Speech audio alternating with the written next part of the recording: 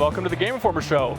The reason this looks and sounds a little bit different this week is we're coming to you live from the GameStop Expo in Las Vegas, Nevada.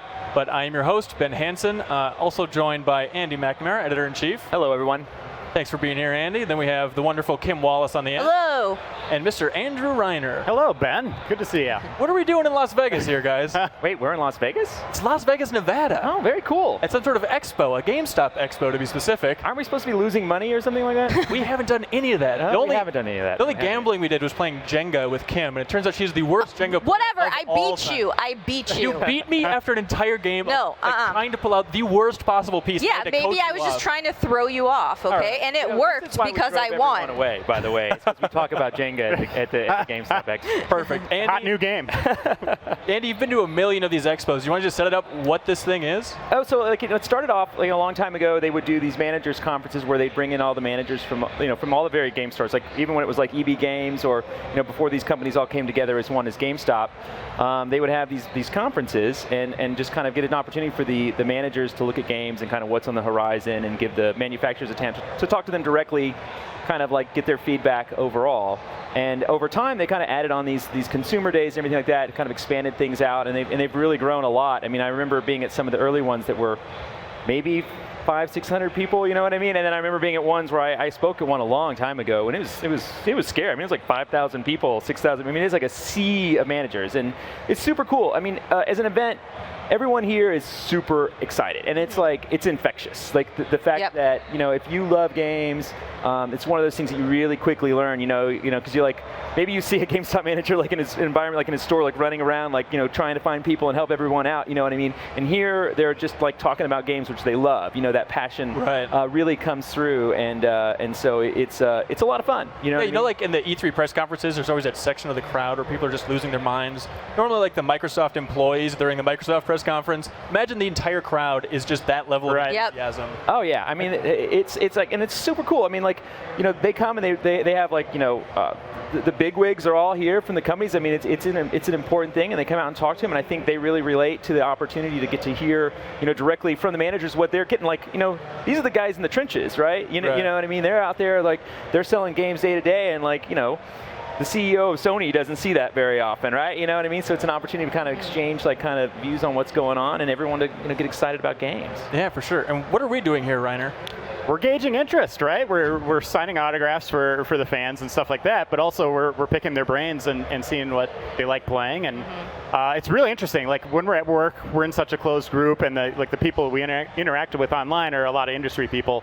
So this is a really great way for us to kind of get the pulse of the industry, like the people that are buying the games, selling the games, and see what people are excited about. So we've been sitting at a booth signing a lot of Destiny and Disney Infinity covers. Yeah. And then Battleborn for a little bit when Randy Pitchford swung by. Which was super cool. It was very nice of him, yeah. So we got the big blowout for that cover and whatnot. But it was fun asking everybody like what they wanted to check out in the show. And as far as I can tell, the huge winners are Destiny and Battlefront. Yeah. Yep. Yeah. Lots of Battlefront love. Yeah. Just bouncing back and forth between those two over and over and over again. Number one T-shirt, I think, was Star Wars and Destiny as well. So like the fashion followed. Do you know what I mean? Like it was definitely like, I saw a lot of really cool T-shirts from people that came by to get autographs. They're really nice. I mean, really enthusiastic about Game Informer, which is always crazy. It's always a little weird. You know what I mean? You're like, oh yeah, that's that thing we work on. People might actually like that, all right. They're referencing specific things we wrote about. Yeah, that's awesome. It's awesome. Yeah, it's really awesome. I'm going to put a little asterisk on this though. Like Fallout isn't here. Bethesda doesn't have Fallout 4 here. Yeah. But most of the holiday lineup is here. Those games, either they were shown in video, like Tomb Raider, or they're actively here. You could play them. Like Battlefront, they have 40-player multiplayer set up. Yeah, definitely. So for this show right here, we're going to talk a little bit about stuff we've played at the show, and then towards the end, we're going to reveal the big October cover. Yes, indeed. And we have a guest to go along with it. Yeah. Yes, we also have a guest who might know a few things about that game. Weird. So that's going to be coming up towards the end of the show.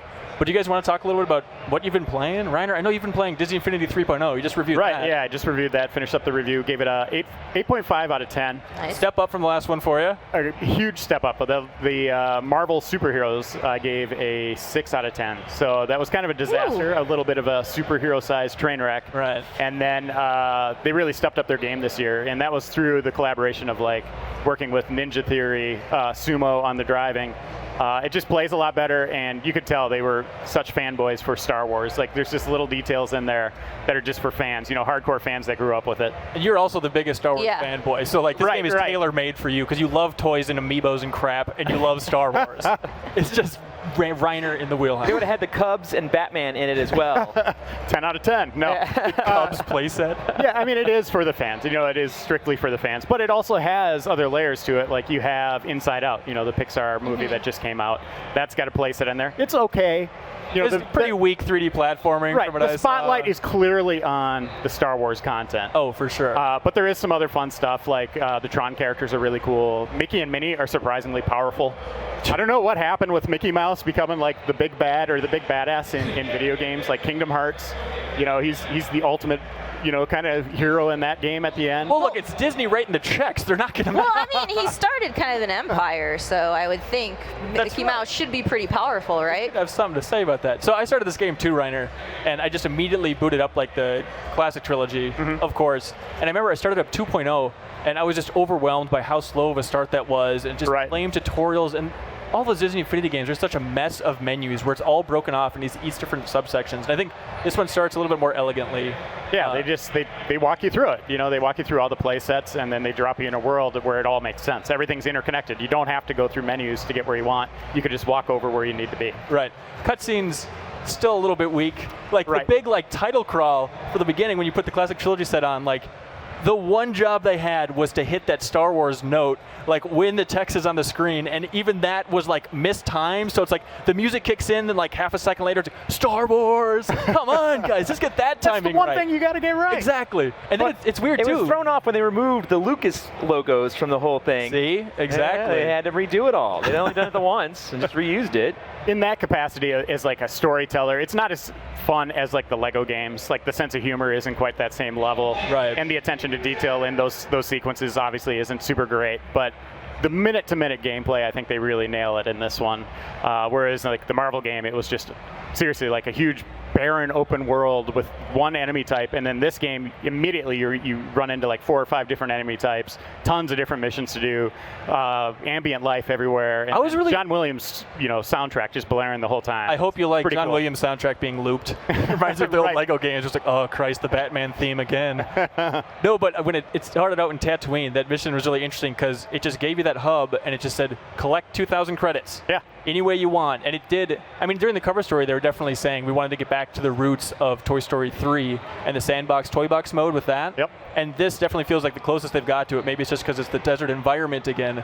But it's to the point where it's I don't know how to collect 2,000 credits. I'm just going to go beat up Jawas for a while and have fun, I guess. I don't know. That would probably take you a few hours. I hope you didn't do that. No. But it's weird how they retell the story of Star Wars in this context. It opens with you got Han, Luke, and Leia on the Death Star with the droids, and then they send off the droids. And on the Tantive 4, not the Death Star. I'm sorry, yes, of course. Come on, get it right. Oh, jeez, nerd alert. Gosh, and so, but then it's bizarre because they need to eventually get down to Tatooine too, so they send off the droids, okay, take the secret plans. Right. And then Han's we should go down to Tatooine too and take care of these droids just so that the story continues kind of how it's supposed to. Well, it's basically them what saying. Happened in the movie? No, it's a little bit different. It's a little bit different. Oh, weird. It's basically them saying okay, if a player puts this character on the base, there has to be a reason why they're all together. Right. It's kind of weak. They should have just done a different story or picked it up later, right? Just don't do that sequence. Do it in a cutscene. Yeah, but everyone wants to relive those moments. You know what I mean?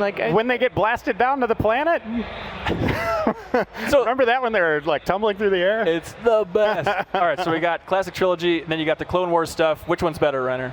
Classic trilogy, definitely. So people should go out of the way to actually buy that. Yeah, that doesn't come out until September 29th individually. Oh, really? Yeah, so we still have a little bit of a wait for that. But it is, if you do buy the Saga edition, that $115 package, that has all the Star Wars stuff in it, you get it in there. Okay, I know you're hot on the Toy Box Takeover, which is their take on Diablo. Yeah. Because they're expanding to they cover every single game genre and just pack it into this Disney Infinity package. Yeah, that one combines Marvel, Star Wars, and Disney all in one. So you'll have Minnie Mouse running around messing up stormtroopers with her purse, and it's okay, that's kind of cool. Sounds good. But the gameplay is really fun because it's top down like Diablo, like you mentioned.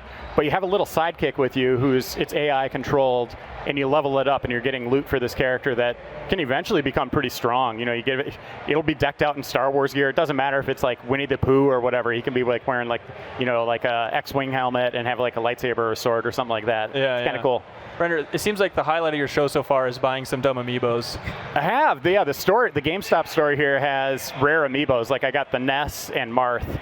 And I kept telling myself I'm not going to get all of them. Hard find, so that's still number one. That's no, he's not number one. I would say Animal Crossing Villager. They didn't have that in there, but they had most of the rare figures in there. Was the Wii Fit Trainer in there? Yes. Okay. That's the coolest figure by far. But Kim, you're Earthbound fan number one, and did you get a Ness? Yeah, I got a Ness when it launched. Oh really? Yes.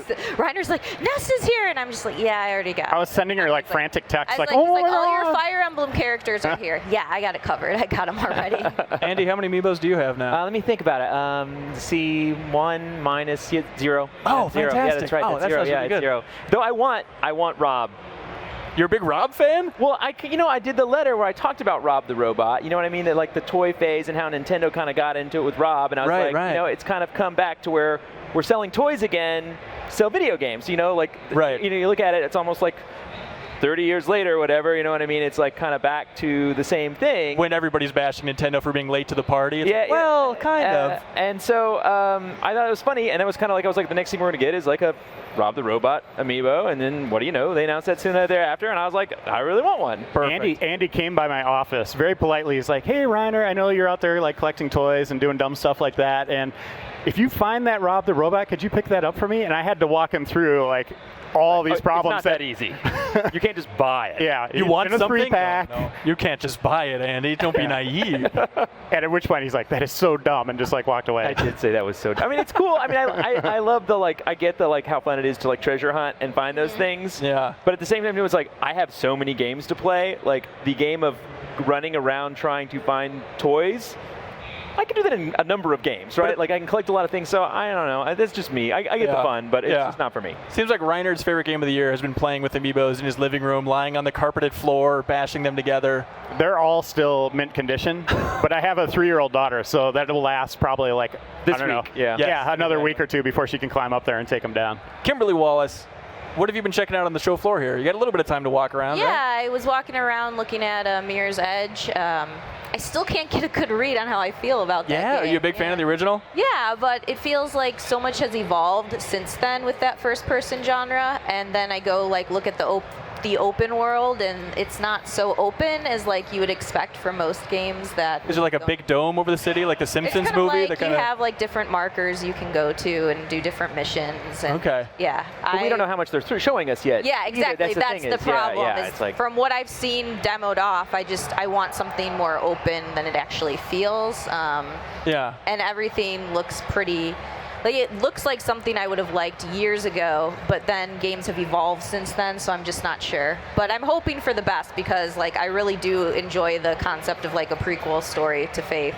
I'm happy for DICE that they finally get to make this game. Yeah. They've been talking about it for so long. Yeah. We want to get back to Mirror's Edge. We want to get back to Mirror's Edge. It just seems like, I don't know if the fan base is that enthused about what they've seen so far. The idea of it sounds great. I think that's what it is the idea sounds great. There's so much expectations now on this game because we waited so long for it. Everybody wants it to be good, and then there's that whole like reality that's like, but what if we've wanted this for so long and it just isn't what we wanted anymore? You know, that too comes to play. So yeah, definitely. So the coolest thing I've seen on the show floor so far is probably the Vive Steam VR demo. Like previous to this, my only real experience with VR, outside of the Virtual Boy, is playing with like that does not count. That does not count. Okay, never. What about the headset? That's not even VR. Yeah, I don't think. Yeah, I think okay. You can leave that one behind. What about like a red viewfinder thing? Does that count as VR? That is VR. Oh man. Okay.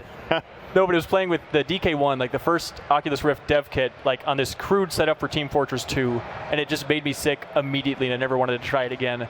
But I've heard such amazing things about Steam VR. And you guys tried it at E3, right? GDC is where I last played it. Yeah. Okay, yeah, but here they had the demo that people have talked about a little bit that ends with the big Portal experience. You spoiled it.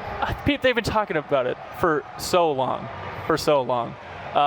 So with this demo, like it opens up and you're just underwater and you don't have to interact with anything. There's a huge whale that goes by. And like my first impression was I hear that this is like the best technological experience for VR, but its resolution was still a little bit lower than I thought. Like the refresh rate wasn't as impressive as I thought it would be. Just kind of sitting on the sidelines for years now. I thought by the time I jumped back in the water, it'd really blow me away. But technically, it was not as impressive as I thought, but it still worked wonders. Like, I mean, that's the challenge right now that all VR is facing, not just that one. I mean, they're really like getting the resolution right so that you can, get more believability out of it is like really what they're trying to go. And like your mind, particularly when you go to the point of it sitting on your face and like replacing your reality, everything is hyper. You know what I mean? Like you can play a game in 30 frames and be like, oh yeah, that was great. It was a really fun game. You put that game on your face, right? And like all those kind of blemishes really become obvious, right? So to get that presence and that feeling of presence, that's what they've got to conquer. And I think, that's why some people say it's like the next 3 to 4 to 5 years is when we're going to really like hit that sweet spot of everything being perfect. And they already know that. I mean, they're smart enough to know the technology curves that are going to get to those points. But I think it's close. I mean, that whale looks awesome, right? I mean, that's the thing. It totally worked. Like I know presence is such a buzzword, but genuinely, I don't do a lot of drugs, but probably one of the trippiest things I've ever experienced in my life was playing that demo. Especially the best was the kitchen demo. Yes. The Portal one was obviously funny and everything like that, but this kitchen one, you're just sitting in this kitchen and there's just objects everywhere that you can interact with, a bunch of knives and just different like wine bottles, and then you realize they tell you to like make stew, but that's not fun. What's fun is just digging through the fridge, getting eggs out and just whipping them across the room. And it reminds me, it's a weird analogy maybe, but it reminds me of like the Metal Gear Solid 2 demo that came with Zone of the Enders, just the level of interactivity that was in that demo of like watching the ice cubes melt and everything like that. Like it was that level of just, I can interact literally with everything now, and it's just a complete playground. I was like whipping eggs across the kitchen, and my brain is fully convinced that I'm doing this, and they're like hitting the hanging pots and pans, banging along the way. I'm trying to shove as much silverware in the microwave as I can.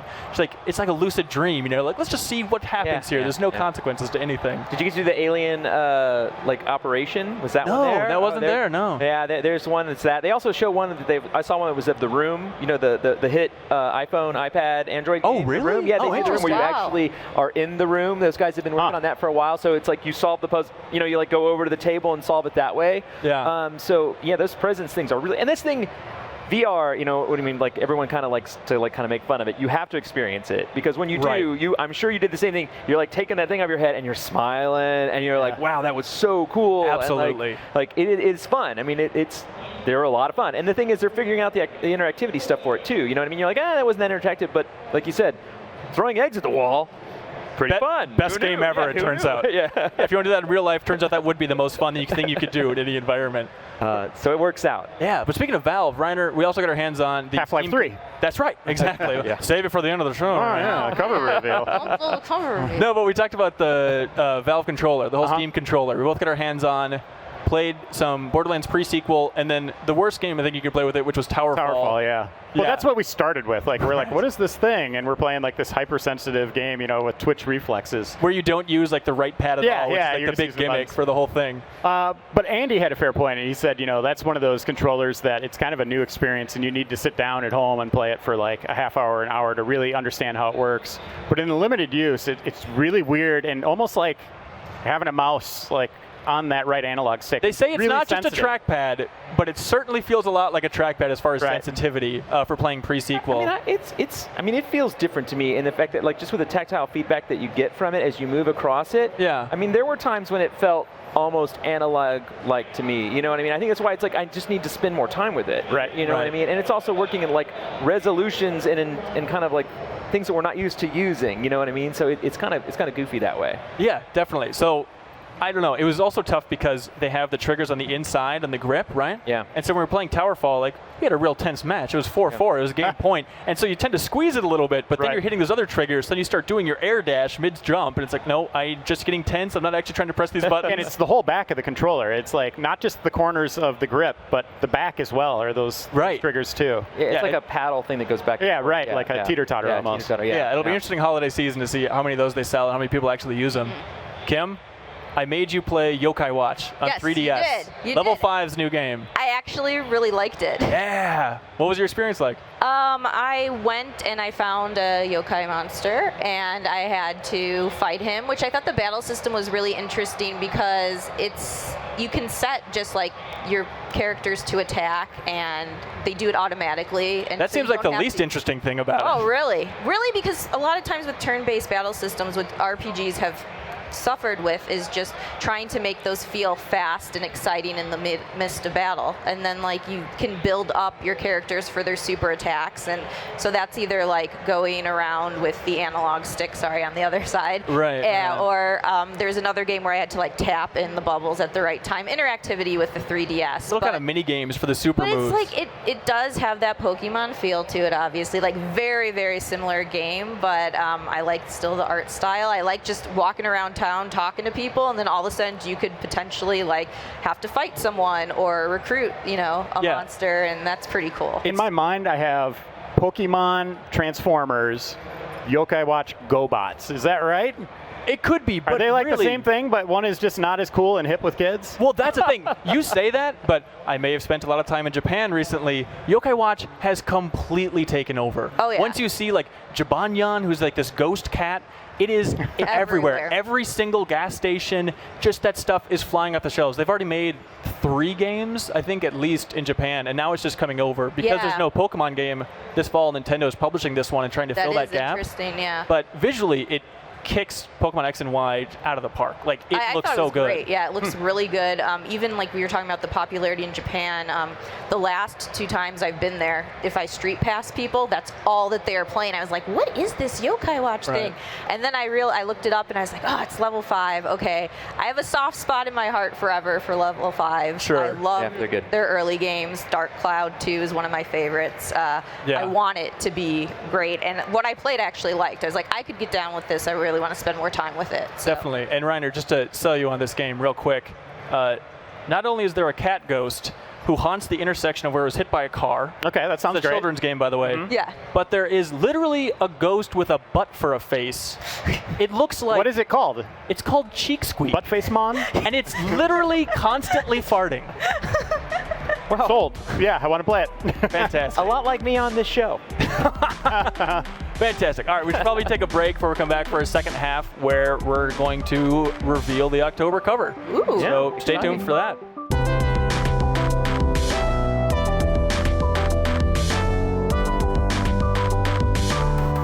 And welcome back to the Game Informer Show. For the second half, we're going to be unveiling our October cover story.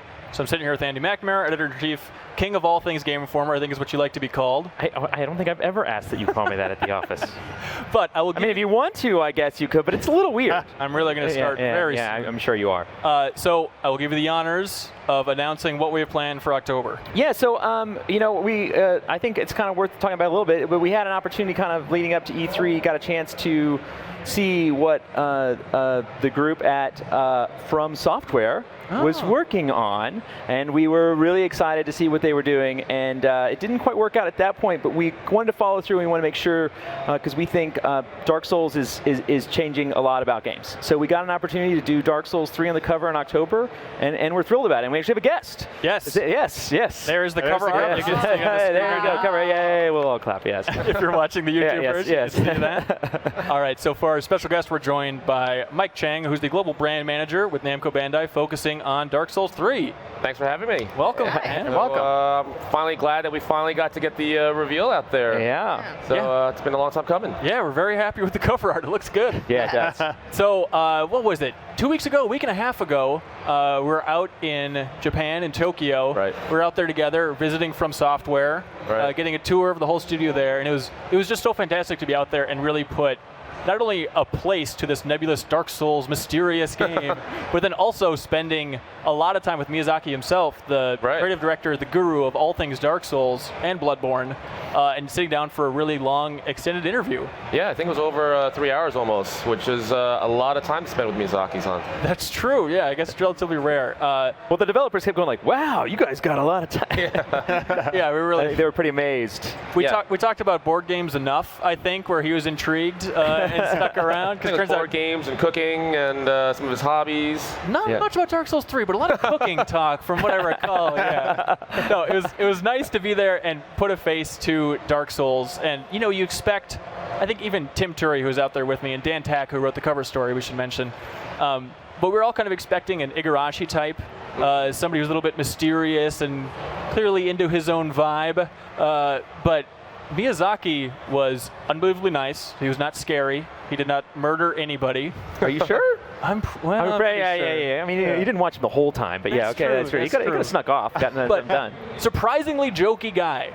Yeah, he's real down to earth. A lot of people think, the game is kind of challenging. They might be, kind of a little aggressive, but super laid back, very nice, answered a ton of questions, and was just very forthcoming with everything. Yeah, so the cover story kind of takes the pitch is a deep dive into the mind of Miyazaki, trying to get inside the process of how a Dark Souls game is created. Right. Touching a little bit on like Bloodborne, how that's fueled Dark Souls 3, and also just some details on what's new for Dark Souls 3 overall. Right. But that was my big takeaway. You talk about having the reputation for being so difficult is everybody in that studio was very keen on saying, like, we are not out to punish players. Right. Like, clearly they do it not to sit back and laugh as players die over and over again. I think they said it about 5 times. That's not the intent. It's to kind of develop that sense of accomplishment, and you're not going to get that without having a certain level of challenge in the game. Right. You want players to feel good. The best way to do that is give them the hardest thing imaginable and then pray that they overcome it without returning the game, I think is how it works. And I think it's worked out well. Yeah, but Miyazaki is an interesting guy. Clearly a control freak to some way. Is that fair to say, Mike? I think we even touched upon the Miyazaki touch, where it's this certain level of quality that once he comes on board on a project, you're going to see that from everything. So in terms of key art, level design, boss design, everything he's completely hands-on with. Yeah. It's a great thing. Yeah, the interview, it reminded me a little bit of our Hideo Kojima interview that we did back in early 2014, where he's such a powerful guy, such a visionary overall for the games industry. And clearly everybody gives him all due respect. I think people are less scared of him than they were Kojima. Like before Kojima walked into the room for the interview, like it's very much like, get him a more comfortable chair. We need to get that bottle of water just right, like don't piss him off.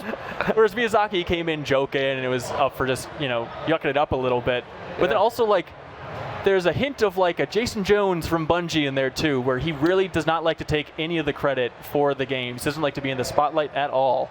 Right. I think he alluded to in the during our questioning as well that it's not all him. Even though he's completely hands-on for everything, there's a huge team that's working on it, and he'd rather let the game speak for itself than have him be front and center.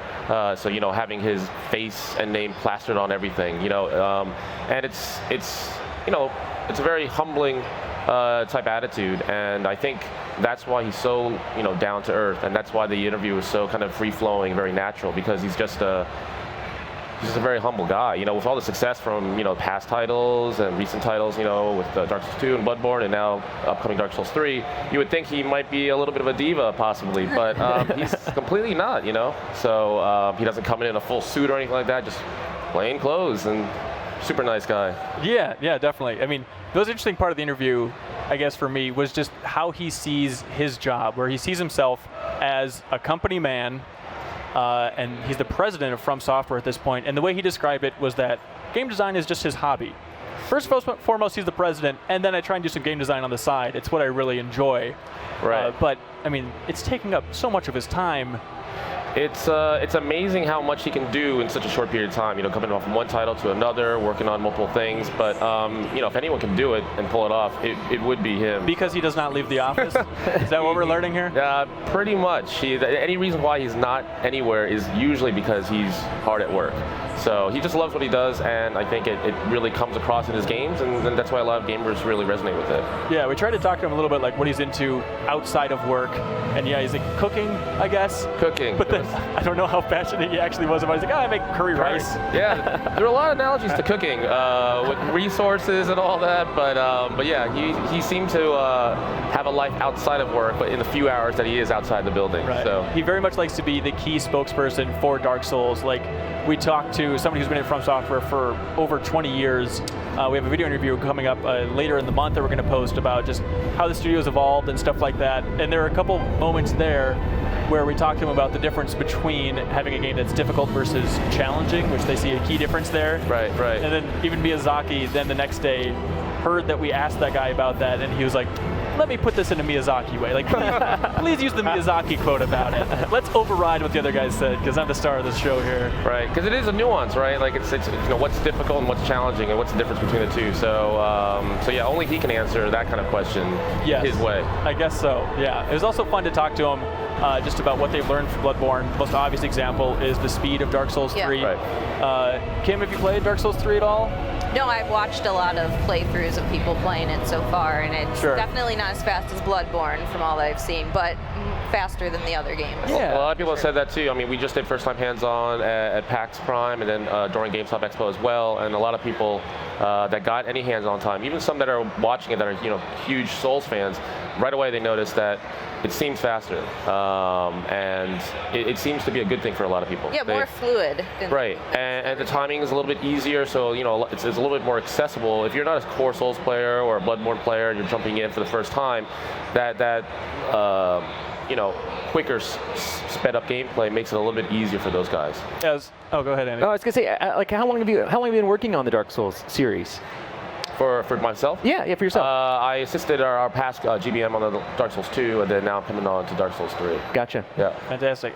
You really have to play the hell out of these things, right? Yeah, you have to invest countless hours into getting into it, but I think that's the beauty of these games, right? That when it first burst onto the scene, a lot of people didn't hear or know about Dark Souls, and then just the expertly crafted design of the game, you really didn't know what the story was, and you had to really kind of figure it out, and that's where the community kind of bonded together. It was, I found this, you found that, I think this is a story, and no one really even ever really finds out. There's only one person that knows truly what the entire story is, and it's the same thing for Dark Souls 3. Only Miyazaki knows the entire storyline. So do you guys get a build at the office and you're playing and you have to send them an email like, I don't know how to beat this boss, or have you ever been stuck trying to get through it at all? Like, we were doing a bunch of training room sessions, and even our lead producer, a couple times he died a little too early, but that's just a show. It wasn't a canned B-roll. It was actual real live gameplay in those training rooms. So yeah, it's challenging, but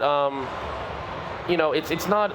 A lot of people think it's like a super difficult game. I think for the players that get past a certain point, it becomes extremely enjoyable. And sure, they'll die. Yeah. But it's no longer this. It's just extremely difficult. I don't want to play. It's gone past that, and then you start to really, really fully appreciate all the work that's put into it, and how it's a really excellent game. So. Yeah, and I think they gained so much more of a fan base with Bloodborne's release earlier this year, where it seems like so many people rallied around that game, and it was fun talking to them about lessons they've learned from Bloodborne. I think Tim asked Miyazaki that, and then he followed up with like, I know it's a different publisher and everything, and Miyazaki's like, oh, publishers don't matter to From Software. Like, From Software matters here. Right. But it's all good for the genre.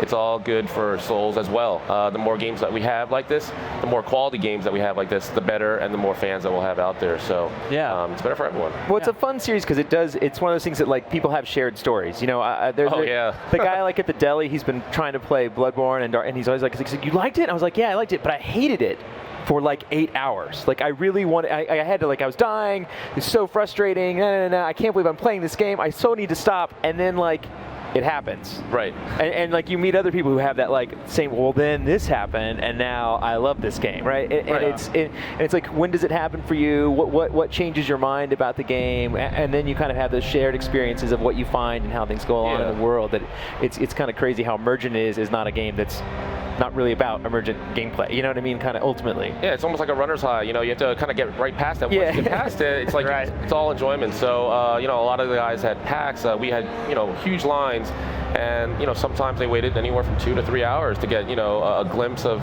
hands-on time with it, about 10, 15 minutes.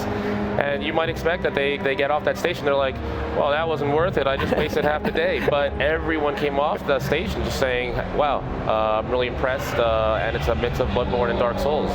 How do you guys focus test this game at Namco? Is that something that Miyazaki's like, nope, no focus testing, it's just me? I think by him being extremely hands-on, by letting him be the one to really kind of be hands-on to everything, it guarantees that whole Miyazaki touch, that whole quality level. So if it passes through with him, we're all set. Basically, with all things Dark Souls, whatever he says goes. Pretty much. Okay. He's the lord of all things Dark Souls. It was so funny being in that interview with Dan Tack, again, who wrote the cover story, asking him so many questions, and we dove into like the history of the series quite a bit. And it was just surreal seeing Dan communicate with Miyazaki about specific locations throughout the Souls series, because it sounds exactly like my friends when they're talking about Souls, where it's like, okay, you remember that part? There's kind of like a pillar, and then like you take a left, and then you snake line around that, and then like the dragon you can see kind of in the distance, but then you hook that right down there. It's because everybody has every map layout memorized. Right. But that's exactly how you communicate to Miyazaki about these areas and how he communicates back. Because he's like, yeah, let's see, I think that was, there's kind of like that swamp thing area down there. There's no concrete, like, for sure way to label these areas. Everything in this series is so nebulous. Right, and it's just so dense, the entire game as well. Yeah. So it really speaks to that. And then every time we had to ask, was this boss or this monster, we had to get the art book out and say, I think it was this one and this one. So it's just an extremely dense game, which is why there's tons of fans out there, I guess. And Miyazaki didn't work on the second one. Obviously, he was at the company and probably had some hand in it, but that was a different director. So he went on to Bloodborne. Right. So I guess there's kind of that nebulous area where it was like he worked on 1, 2 was in someone else's hands, and then 3 was him again, and then yeah, I mean, now he's back on to, kind of driving the ship, taking it forward. Right. I mean, he's never really away from the project ever, but obviously now we know that there was Bloodborne going on at the time. Right. And then now he's completely hands-on with Dark Souls 3. I mean, he was at E3, kind of giving out the presentations. Again, it's amazing that he can do multiple projects at this level, but Dark Souls 3 seems to be a combination of what he enjoyed, what he thought really worked in his past titles, including Bloodborne. So that sped up gameplay being taken from Bloodborne, the interconnected world of Dark Souls 1 coming back for Dark Souls 3. It's just, even like the armor design from Demon Souls, so the fluted armor. So he's kind of putting it all together into kind of this, one big masterpiece of his for Dark Souls 3. Yeah, apparently the previous president asked him to work on Dark Souls 3 during Dark Souls 2's development. And he was super eager about it because more than anything else, Miyazaki, he is a colossal fantasy dork. Like, he had like Dungeons and Dragons rule sets in his office. He has like, this isn't that, but he has like Arkham Horror sitting in his desk. Like, he loves fantasy stuff so much that he was super eager to get back into the Dark Souls 3 world, and like, finally I can put some dragons in my game again. Let's really dive into exactly what he said. Yeah. Why did he want to come back? After Bloodborne, he wanted to have medieval armor. He wanted the swords, the shields. He wanted to come back to that. So that's what he really truly loves. Yeah, definitely. And so we're going to have content rolling out throughout the month, throughout the month of September, to go with our October cover story. It's always confusing. But we're going to have a lot of stuff on the history of the series, some good looks into the mind of Miyazaki, we think. The cover story is really the heart of that, diving into that whole thing. Yeah. But then we have all those. Then we also have something bizarre that I'm really happy worked out, where we got to have Miyazaki watch Twitch plays Dark Souls. And that was surprisingly the first time he had seen it. Yeah, he had heard of it before then. Yes. And so it's because Miyazaki hates being on camera. You can take a picture of him, but you can't film him. And so we weren't able to film him watching it, but I captured my screen what he was watching at the same time, and then I have the audio of what he was saying. He was delighted by Twitch plays Dark Souls. I think he was standing for about a good 20, 30 minutes just kind of staring at the gameplay. Just like, what the hell is happening here? And he said that like if they beat the first boss, he will comment on the overall project and say more or congratulate them or something.